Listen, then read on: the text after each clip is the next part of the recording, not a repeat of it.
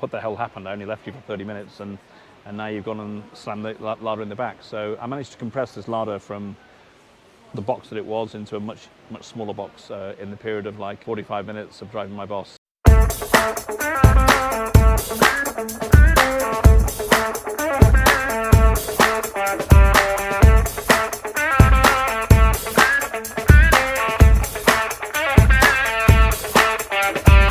3 months after I moved to St Petersburg in 1992, one of my two bosses decided he was coming to visit.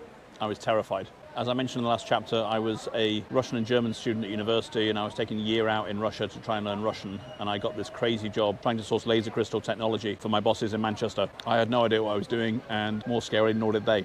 But one of the two, Frank, he had a bit of a business background, and he was coming out, and we got on well. We used to have a few beers together, but I was a little bit nervous. I'd spent the last 3 months without really any knowledge of Russian, without any knowledge whatsoever of physics, and I still had yet to identify what a laser crystal actually looked like.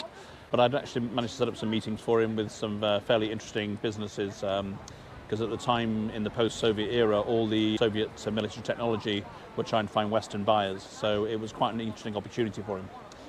But the day before he arrived, I was nervous, getting everything arranged, that was all fine. But then I had a little bit of a disaster, and the company car, which wasn't perhaps the finest vehicle in history, had a little bit of a mishap the night before he arrived. I bought this Opel Kadett 1979 with one careful owner when I was in Munich before I came to Russia. And we went to buy it from the car dealer. It was 600 Deutschmarks. We put some new tyres on it, and then I drove it all the way from Munich, all the way, picked up Fiona, my friend in Amsterdam, all the way through Finland down to St Petersburg. And slowly over the 3 months on the Russian roads in 1992, it seemed to get a little bit worse. But on the night before my boss arrived, when I really needed it most, we stopped at a traffic light, and I was going left, and as the light turned green, I turned the steering wheel left, and the car just kept going straight, and the steering wheel had become separated from the rest of the car. So this was quite a challenge, and I really wasn't sure what to do, but we managed to get the car to somewhat safety, but it was clear it was never going to drive again.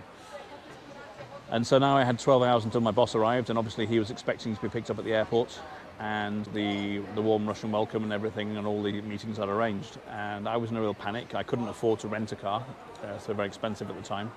And I asked my landlord if he could help me at all, and he said his brother Igor had a Lada, which was his pride and joy. He'd saved up most of his life for this Lada. And Igor thought I was a cool guy, and he asked if I was a good driver, and I said, one of the best you'll ever see. I've never had an accident in my life, which, as you'll see later in this series, wasn't quite true. And so he agreed to lend me his Lada, and so all was good. It was October, there was snow on the ground, but I was going to go slowly. Everything was kind of arranged, and so I went out with our translator to the airport. I picked up Frank. It was his first time in Russia. Everything was going well. On the way to the first meeting, and then we came to a traffic light, and I slowed down, and there was one car in front of me about 10 meters away, and I gently put on the brakes, and something locked, and we skidded, and I couldn't control the car whatsoever, and we went bang into the car, which then was pushed out into the oncoming traffic, and luckily there wasn't a huge disaster. But there I was, and so we negotiated that, and my boss was looking at me like I'm some kind of idiot. But the car still drove, so I knew I had to see Igor later and explain everything. And so we went to the first meeting, and the first meeting was just Frank and the interpreter, not me. And so I dropped them right in front of the building. I was in a parking spot on the road. Everything was perfect. I was now thinking, how will I explain all this to Igor? When suddenly I felt this huge bang right behind me, and this car just came in and slammed into the back of me.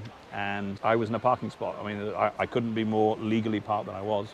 But this guy somehow like slammed into the back of me. And we exchanged details for insurance and so on, and I just sat in the car. When Frank came out of the meeting, he's like, what the hell happened? I only left you for 30 minutes, and now you've gone and slammed the Lada in the back. So I managed to compress this Lada from the box that it was into a much smaller box in the period of like 45 minutes of driving my boss. Igor obviously wasn't best pleased. We came to some arrangement, and everything was okay in the end, but to this day I've never driven a Lada since, and I recommend you don't either.